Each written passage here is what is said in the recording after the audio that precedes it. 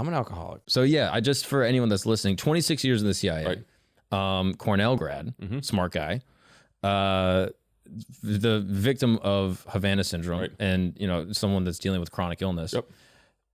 Crazy life story. I'm so interested in you. So I just kind of want to start with CIA, I guess, as like a broad institution. My only knowledge of really like CIA stuff before reading your book was like MK Ultra 1950s, like scandal. Yeah, like that, like crazy stuff like that. So I'm curious, like, can you demystify the CIA for me? So, first and foremost, I mean, I think it's, there's normal people who work there. Yeah. If I was walking down the street, I'm wearing, Doc Martens right now and jeans and a t-shirt. Yeah. I look like a normal person. Very normal. I would describe you almost as jolly. Yeah. You just seem like a nice guy. But it's a, look, it's a, what I call an indispensable institution in protecting America. Right. I go around, I talk about, obviously I wrote a book and I go on the media but I also talk to a lot of college kids. I was actually, last night I gave a lecture at George Washington University Law School. And they're asking me about the CIA and like, you do have to demystify it because it is absolutely indispensable for the United States for, it's the nation's first line of defense. Our job is to steal secrets from our adversaries, provide them to policymakers to make smart decisions, and sometimes, undertake what we call covert action, which is kind of deliberate activities. But just in a nutshell, especially after 9/11, I spent 2 decades in running counterterrorism operations, and I know that Americans sleep safer today because of the stuff that myself and my colleagues did. Yeah. Now, CIA, I understand, is like gathering foreign intelligence. Yep. It's not. We have no domestic. FBI would be domestic in the United States. Domestic's law, and the FBI is a law enforcement agency, so they can arrest people. CIA can't. Gotcha. We just go overseas. I was an operations officer, a case officer. My job was, if you were a Chinese intelligence officer, I was going to try to get you to spy for the United States. So I'd look to see what are your motivations. And this is everything from, maybe you need some money. Maybe you hit the glass ceiling in your organization, or maybe, you love soccer, and I know you love soccer. I do. Maybe you love soccer, and you know what? I can get tickets, to the World Cup right now. You and I, let's go to Qatar. I think it's in November, right? I'll tell you anything you want. Yeah, there you go. I'm actually trying to go. I think I'm going to be going to the World Cup. But that's the kind of thing. So I'm looking for motivations, which of course then you have to make sure, obviously that they want to engage in a secret relationship with the U.S. and you have to provide secrets to us. Right. But one of the things that was, as a CIA officer, and America is a country, we have our problems now, but I talk about this all the time. It's still a place where if you go to a U.S. embassy overseas, the line at the consular section for visas, runs around the block. People still think of America as a land of political and economic freedom, even with issues that we have. Right. And because of that, it's difficult to get someone to spy for the U.S., but the brand is still pretty damn good. Yeah. Because you compare it to other countries. Look what's happening in Russia now. If you're in Russia right now and you're your age, you might be getting drafted. Yeah, I'm breaking my leg. Yep. Yeah. And so think about that. Autocracies or countries. Look at Iran with a theocracy. Right. And so ultimately, we're looking for individuals who work for other countries to provide us secrets. And that's what I did for 26 years. So just to rewind, you are at Cornell. Yep. You basically meet like a recruitment officer. Like, this is back in the day, in the 1800s when I feel it's different now, right? No, back in the day, they would just like send someone to, Ivy League colleges around the country and be like, hey, would you like to join the CIA? Before you joined, what was your understanding of like Central Intelligence? What did you think that this was? And Mark, I love this question because everyone has a life journey. Yeah. But I think when you ask a CIA officer how you got there, that's super interesting. Because it's such a strange job. Again, one of the unique parts about it is the feeling that we did feel kind of special. And I'll get into that in a little bit, but let me start off with, so when I was born in Greece, as I mentioned before, I almost was born in the Greek island of Mykonos, but right away my dad, who's Greek, my mom's American, came back to the U.S. But when I was 10 years old, there was kind of a seminal event in my life. And I look back now, and especially when my parents were pissed that I joined the agency, I was like, hey, it's your fault. Because we did a couple things that kind of led me in that direction. But when I was 10, my dad went off on a sabbatical to Algeria, North African country, which at that time in 1980 was not kind of racked by an Islamic insurgency. And why Algeria? He was teaching at he was teaching at their engineering institute. Gotcha. He was my dad was, at one point was the chairman of the engineering department at Rutgers. So he was, he's a professor. Right. And you can do those things. And I think they chose Algeria because they can, make some money. Yeah. But ultimately my mom put me on an airplane at JFK airport and I flew by myself again, when I was 10. Yeah, who does this? Yeah. Through Paris alone to Algiers. My dad picks me up, and him and I Oh, you connected on my own. Wow. And him and I drove 2,000 miles through the Sahara Desert for a month in a Volkswagen minibus. I mean, this is out of a movie. Yeah. And I thought I was, friggin' Lawrence of Arabia. This was just the coolest thing of all time. And so I fell in love with the Middle East. But it really gave me this sense that I wanted to do something different. And then, I think probably a lot of the travel, and then, reading Tom Clancy's spy novels. And then, at the recruitment center, the career center at Cornell University, I went there for undergrad and grad school. I remember, trying to figure out what I want to do, and they were there. And I had an interview with the CIA. It was actually, there was protests on campus at Cornell. This was in 1992 because the CIA was there. So, it's not always, and sometimes on campuses, not always the most popular institution. Sure. Particularly before 9/11, just because all the history of the agency. Right. I remember there was a security guy with an earpiece who was actually guarding the room in which I had an interview. But I got the interview, and 18 months later, which is a hell of a long time because the background check.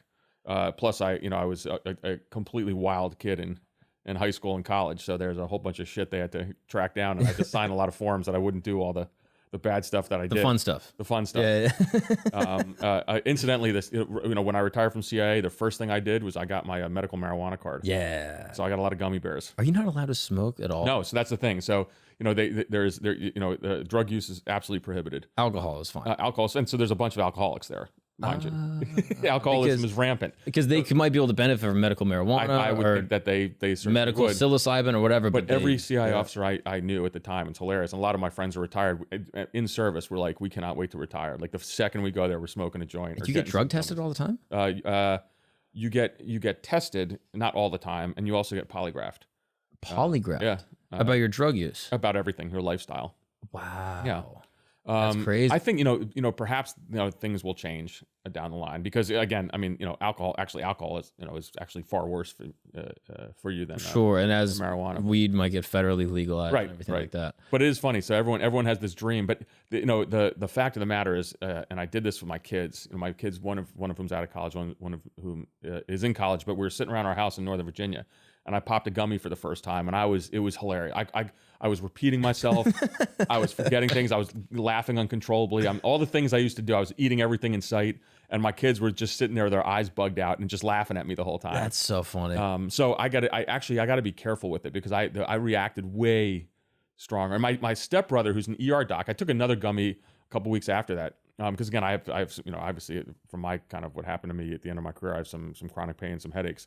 But I remember I took a gummy and I called him up. He's an ER doc here in Brooklyn. And I was freaking out. My blood pressure was like 170 over 100. I was like hearing construction workers down the street. You called the cops on yourself, basically. I did. I called my stepbrother. No, and he, of course, he sees people who come in who have probably smoked too much weed. And he's like, hey, I think you're going to be fine. I was totally freaking out. Well, the weed today is not weed. Like the weed you grew up with, that's weed. Yeah. The weed more today, powerful. Yeah. God had nothing to do with that. Right, yeah. Like you smoke that shit, you eat a gum, you're like, what is this? Yeah, it was nuts. Yeah, it's crazy. But, so I'm curious. So you do the interview. Right. Like, I don't want to harp on the MK Ultra stuff too much, but like, I'm curious, are you aware of any of that stuff? Like Project Stargate, so any of the... At the end, look, the U.S. government as a whole, first of all, has done things in the past that perhaps we should not have. The idea of the CIA as a rogue organization, I never accepted, and I still don't now. And really? And because ultimately you're doing something on behalf of policymakers. Mm-hmm. When we engineered coups in Iran or Latin America, that was done at the direction of the president.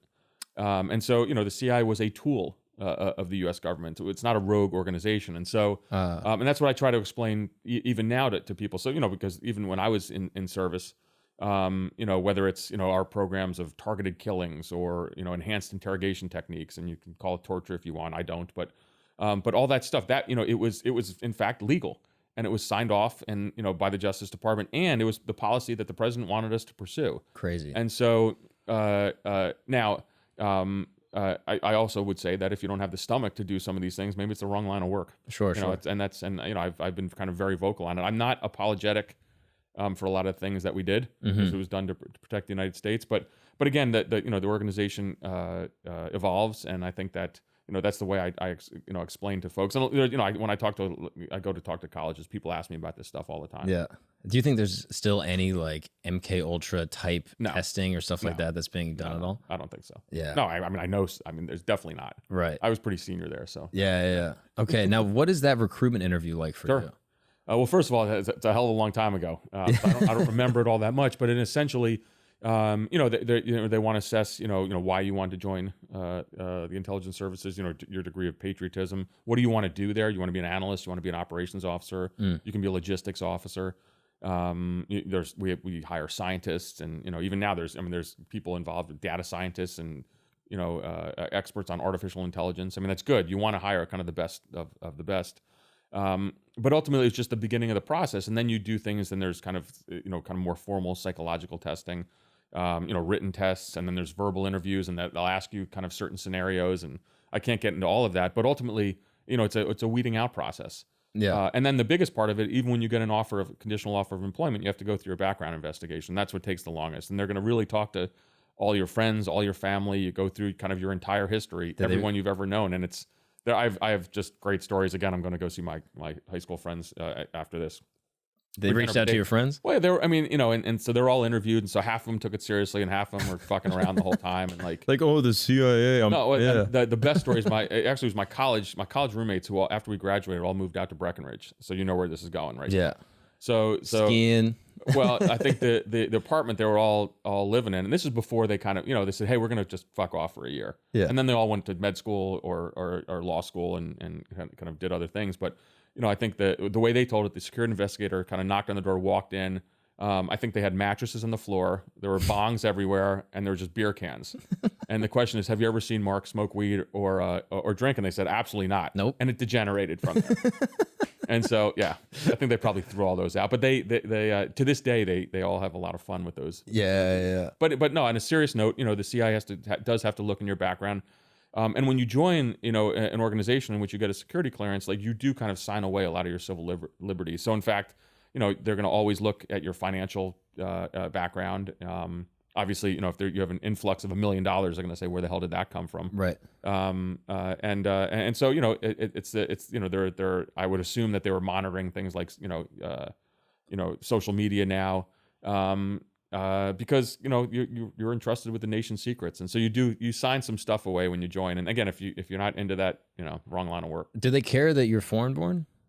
No, not at all. Really? That's not. I was born an American citizen, but my wife, who's she's retired from the agency too. She was born in Beirut, Lebanon, and she became an American citizen. But is she Lebanese? She's Lebanese background. Yeah. Oh, interesting. Yeah, full with both mom and dad. Oh, interesting. And I know that your dad was kind of like frustrated or disapproving of your decision to join the CIA. Well, again, it goes back to kind of scandals in the past, and the CIA back, in the 1970s supported kind of the right-wing Greek governments. The junta, right? The junta, that's right. And ultimately, there was the Greek right wing had a lot of human rights abuses there, and there's the notion that the U.S. government kind of backed that, and so the CIA for a long time had a bad name in Greece. So my dad was not happy, but the great story on that, and I talk about it in my book, is I was getting an award after I served in Iraq, and it was at what we call the Bubble. That's the agency's auditorium. So there's several hundred people there, and I was getting the Distinguished Intelligence Medal, which is the agency's second highest award, and it was after I spent almost half a year before the war in Iraq living in the mountains with the Kurds. And then I went in with kind of, Navy SEALs for what we called the high value target hunt, trying to hunt down and capture the members of Saddam Hussein's regime. And so I did some good stuff there. Mm-hmm. So I got this award, and I invited my dad to the headquarters. And he was reluctant to come. But the CI director at the time was George Tenet, who was Greek. Oh, really? And Tenet was a true Greek. His parents owned a diner, spoke fluent Greek. And I knew Tenet because, as I joke around, the Greek mafia really runs the CIA. There's a whole bunch of Greek Americans. Oh, so really? We always kind of why do you think there's so many Greeks? I don't know. It's interesting. It's not that many, but I like kind of like I throw that there. And of course, all my friends in Greece, and when I go back there, I get interviewed by all the Greek papers, and I always joke around that we really run the show. You think Greeks are the smartest? Is that what it is? Probably. But my dad. So I go to George Tenet, and I kind of explained, hey, my dad's coming to the ceremony, and I knew Tenet. And he knew what I had done. I was receiving this award. So he actually took my dad aside, and for 15 minutes before the ceremony, spoke to him in Greek. and just kind of and a really special moment. And then when afterwards I asked my father, and as I wrote about in the book, he even disputes what exactly happened. It's actually really annoying because he's like, that's not the way it went. But essentially it was, I asked my dad, I said, what did Tenet say to you? And he said, Tenet said you were a hero. And my dad was really moved by that. So afterwards, in the famous, this is the famous story, which I think he claims is true. I don't remember it like this, but he said, "I will let you work in the CIA, but only if George Tenet is the director forever." Really? Which of course is not the case, but wow, yeah. But my dad came around. That's cool that he was able to have that connection with someone, and it kind of like changed his heart a little bit. Well, so one of the things that I this is like any organization, and this is part of kind of the intelligence services or the special operations community. So there's a feeling that you're elite, that you're something special. And there's that kind of brotherhood and sisterhood. And that's, if you ask me what I miss about CIA, that's what it is. I mean, it's very hard to get in, it takes a lot of training to succeed. And then you go off and you're this, kind of blunt instrument for the US government. And, for 2.5 decades, I think I was involved in every, conflict zone, particularly in the Middle East, but in a lot of stuff. Mm-hmm. And so you have that kind of that close feeling of camaraderie with your brothers and sisters, and so Tenet kind of personified that when he took my dad aside. He didn't have to do that. Actually, that's really as a leadership principle, or Mark, how you live your life every day. Take 10 minutes or 5 minutes to do something nice for someone, and you never know how that's going to affect people. And that was a lesson that I really tried to learn as, we all have busy lives, and, sometimes you're walking down the street or you're at an office building or something like that and you're not paying attention to folks. But if you can take some time just to show some kindness, and Tenet did that, and it had a, pretty profound effect on my family. It was pretty cool. That's wild. I mean, he really changed your relationship with your dad. Yeah, it was neat. And he didn't even really maybe even realize he was doing that. Yeah. So it was pretty cool. Now my poor father, then after that, I go off to Afghanistan for a year. And so it's I think it takes, you got to have kids to realize how much you tortured your parents. Yeah. And I certainly did with all my kind of exploits. That's such an interesting life full circle thing. As soon as you have kids, you're like, oh God, I was such a dick. Totally. It's unbelievable. I mean, just the crap that we pulled. Again, going back to my high school, this past weekend, it's just the stories. As the principal's walking me and some of the other, there's a couple other people who were given this honor around. And he said, what do you want to see here from the high school times? And this was a conversation at the dinner table I had with my family earlier. So my wife's like, what's your fondest memory of high school? And I'm like, thinking well, you really want to know? It's like partying it up, and I made the statement. I was like, we used to kind of drink and get high underneath the bleachers. Yeah, literally, that's what I said. And so and my son's laughing. So my son sends me a text during this ceremony. He's back in Virginia. He's like, have you seen the bleachers? And I wrote him back. I said, as a matter of fact, as I was walking with the principal, he said, what do you want to see? I said, take me to the bleachers. Yeah. He's like, why? I'm like, doesn't matter. Oh, that's so cool. Oh, that's awesome. Did you ever I don't know if you're allowed to even answer. What? Did you ever get arrested or in trouble with police when you were a kid? No, I didn't. That's one thing I did not. You were always like, I'm going to push back against authority, but I don't want to get in actual trouble. Well, I mean, yeah. And so, but I think, what you don't want to, and you see this in the intelligence and special operations community, you don't want to hire a whole bunch of folks who've kind of done nothing bad in their life. I mean, the whole idea is to get people who are going to take risks. Yeah. And it's not just physical bravery. It's also kind of mentally challenging yourself. But every once in a while, I mean, this is so stupid. I'm not even going to say this, but I have weird kind of judges of folks, and this is not the way now because we're all older and everyone has kind of health issues. But if I meet someone and I'm like, hey, let's have a beer, and they're like, well, I've never drank in my whole life. I was kind of a dick in the past. I'm like, well, that person's a tool. Now that's not true, because some people just don't drink. Sometimes it's true, but ultimately, I want someone who's going to kind of go tear it up sometimes. Yeah. And so it's and maybe I'm being too hard on folks, and people have religious reasons or others not to. But losers, I don't know. I spent a lot of time in dive bars. That's incidentally one of my favorite things to do now is I kind of find dive bars in every city that I go to. That's why you're so weird to me. I'm an enigma. It's weird. I'm like, okay, because my perception of CIA is kind of buttoned up, intelligence, can't tell anyone where we are. And then I'm reading your book, and you're like, I'm at the dive bar all the time. I'm popping over here. I'm hanging with the boys. So Well, first of all, after I retired from CIA, actually, I don't know. I threw out I gave away all my suits. I don't own a suit anymore. Nice. Yep. But I spent my whole life going to diplomatic receptions wearing a suit. Right. I drive a truck that you saw outside has 80,000 miles on it. So I don't have a fancy truck. I certainly could buy one. But I don't. And, it's just, I took my son a couple weeks ago to a Five Finger Death Punch concert. Did you go? Yeah, fuck yeah. Oh, that's I love sick. them. And so, because we listened to them in Iraq and Afghanistan, so I'm mildly obsessive with that band. And even to the point of where the last night of their concert, their current tour is in Vegas in December, and I'm taking my whole family out there. Wow. That's weird, right? Now, music is... I mean, and here I was the equivalent of a 4-star general when I retired from CIA. That's how senior I got. Yeah, that's and crazy. I like some weird shit. And now you're dropping gummies and hanging out at Five Finger. Five Finger. That's crazy. Yeah. Now I'm curious, like music. I know. And I have 2 degrees from Cornell. Yeah, that's my point. Like, none of this makes sense. Right. But like, music can be really an emotional like memory. It is for me. So Five Finger Death. So again, I spent almost 3 years in Iraq and Afghanistan, and I have so many stories from that. But this was going into Baghdad as the city was falling. And I was involved in trying to, in capturing high value targets, but I saw a lot of really bad stuff. Mm-hmm. And then I first went to Afghanistan in February/March 2002, a couple months after after our first teams went in. But again, just kind of wild times. And then I spent a year as a base chief in eastern Afghanistan along the Pakistan-Afghanistan border, where our job was to hunt down Al Qaeda and Taliban. Right. And that's in essence call in airstrikes to take them off the battlefield. Yeah. And so in all of these things, there's not much diversion, and so music was a huge part of it. So whether we're in an armored Humvee or we used to drive around these pickup trucks. Weird that I have a Toyota pickup truck, by the way. That's what we drove around in all the war zones. Really? There's all sorts of psychological shit. I do still talk to psychologists because I probably need to, but there's something weird about that I'm driving around the same vehicle that not only we drove around, but a lot of the Al Qaeda folks drove around that too, and we killed them all. That's crazy. I mean, weird. That doesn't feel weird. I guess it just is bizarre. I like the Toyota Tacoma. It's the old Toyota Hilux. Yeah. Middle East. But going back, so music was something that we played constantly, and Five Finger Death Punch is hugely popular in the kind of special operations intelligence community. And so that was what was played all the time. And so they're really big on kind of veterans issues and especially post traumatic stress. And veteran suicide. So it's still. I mean, I was listening to it coming down here today. It's just what I do. Now you're at the concert. You're with your kids. Yeah. Like you're in this different chapter of your life. Yeah.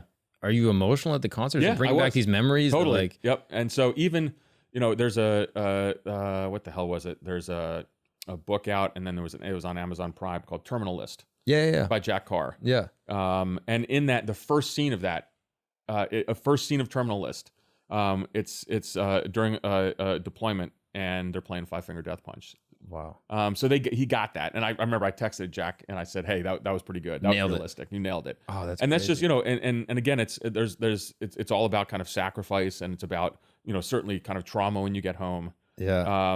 And all the things that I kind of think about now, because when you think about it, I mean, I spent it's a kind of a 20-year never-ending war, and I spent a lot of time away from home. And there's no doubt that there's just there's both physical and mental trauma. But one of the things that I've been shocked at, and I've had my own health issues with traumatic brain injury, from something else. But my friends from the special operations community in particular are broken. And these are kind of folks that I thought these were my colleagues. I was with them in the field, but they're from Navy SEALs or from U.S. Army Special Forces or the kind of the most elite unit of U.S. Army Delta Force. But they have serious issues now after 1,000 combat missions or crazy numbers that the U.S. government asked us to do. And so for me, that kind of music is emotional. For sure, because I just I think about that, and people ask me all the time. I was at last night at GW Law School. They essentially said, are you okay after all that shit? And I said, probably not. Yeah. How could you be? Yeah. There's all sorts of trauma that's involved there. I mean, there's it's our job was to go out and frankly find, fix, and finish, meaning kill Al Qaeda and the Taliban. Yeah, and we were good at that, and we did it a lot.